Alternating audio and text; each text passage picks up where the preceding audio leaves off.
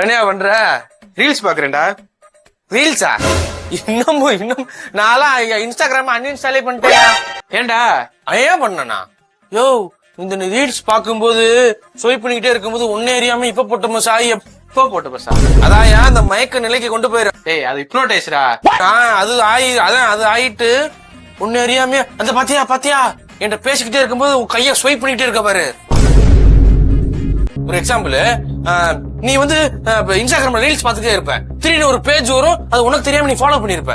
ஆமாண்டா.